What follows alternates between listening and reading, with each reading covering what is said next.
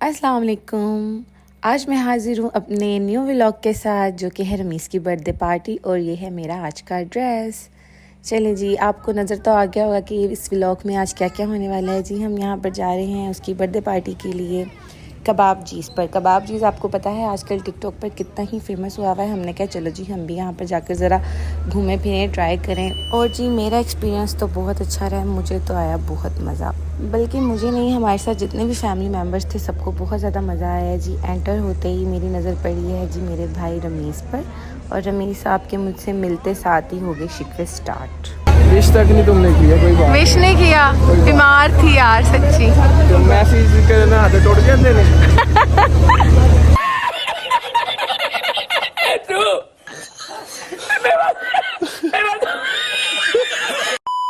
मैंने भी फिर थोड़ा बहुत उसको इम्प्रेस कर लिया अपनी बातों से, अपनी मजबूरियाँ सुना के। फिर मैंने कहा थोड़ा सा देखे तो सही कबाब चीज़ है किस तरह का। फिर जी हमें ये नज़र आया फाउंटेन, ये बहुत ही खूबसूरत लग रहा था। इसकी वजह से ही इस एरिया की खूबसूरती ज़्यादा लग रही थी। फिर जी इतना रश था, हमें तो पता ही नहीं लग रहा था कि हमारे रिलेटिव्स हैं कहाँ। बहुत मुश्किल हमें नज़र आए तो फिर हम मिले एक दूसरे को। जी मेरी आयरा इतना रो रही थी, मैंने कहा पता नहीं इसको क्या हुआ।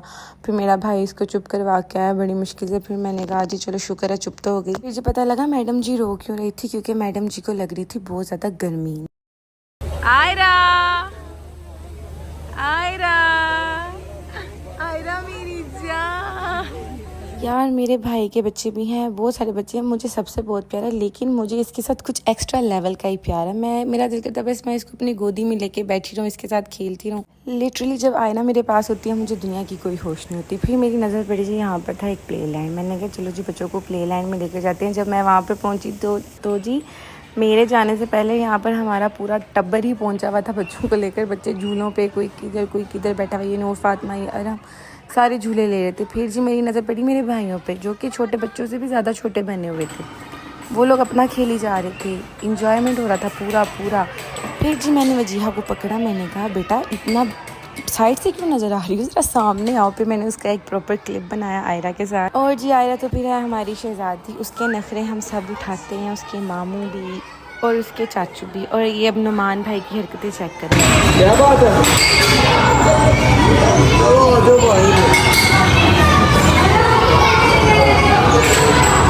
जो रोने लगी है। क्या बात है आयरा। डर गई है आयरा, क्या हुआ था? मेरे सिर्फ पूछने की देर थी कि आयरा क्या हुआ, आयरा रोना शुरू होगी बहुत ज़्यादा। कैसा लगा मेरा मजाक? फिर जी हम प्ले लाइन से बाहर आए तो हमारा ऑर्डर रेडी हो चुका हुआ था। तुमसे ना हो पाएगा। बेचारों को पता ही नहीं था लग रहा कि किस टेबल पर क्या रखना है और कैसे रखना है। हम लोग इनका मुंह देखी जाए, इनको समझ नहीं थी आ रही। बहरहाल बड़ी देर से इन्होंने वैसे खाना सर्व किया और बहुत टाइम ले लेकर, इनकी सर्विस थोड़ी स्लो थी। फिर और बच्चे को भूख लगी थी। फिर मैंने इनके डाली थी थोड़े से चावल, अच्छे थे, लेकिन जो सबसे अच्छा था इनका था मटन। मुझे बहुत पसंद आया, बहुत टेंडर, बहुत सॉफ्ट था, और बाकी सब कुछ नॉर्मल था। लेकिन सारा कुछ अच्छा लगा, मज़ा आया, क्योंकि खाने से ज़्यादा हमें मज़ा आया इन्वायरमेंट का, आपस में गेट टुगेदर का। और हमने बड़े अच्छे से रमीज़ की बर्थडे की सेलिब्रेट और बहुत ही इंजॉय किया, क्योंकि हम हमेशा ही एक साथ रहते हैं। हमारा छोटा सा भी कोई फंक्शन आता है, कोई इवेंट आता है, हम उसको इतना बड़ा कर देते हैं, क्योंकि हमें मौका चाहिए होता है बस इकट्ठे होने का। और फिर इस मौके में मुझे सबसे बड़ा मौका मिल जाता है आयरा के पास जाने का, और मैं आयरा की बस हरकतें देखती रहती हूँ, बस ये क्या करती रहती है। इसकी हरकतों पे, इसकी दाँव पे जो इतना प्यार आता है, मैं कहती हूँ बच्चा है, इसके पीछे दीवाना है। फिर जो मुझे पीछे से आवाज़ है कि आयरा से निकला, उधर रमीज़ केक कट करने के लिए बैठा हुआ है। फिर जी हम फटाफट गए, रमीज़ की गोद में बिठाया आयरा को, उसके साथ बैठे चाचू और आंटी। फिर जी रमीज़ साहब ने कट किया केक।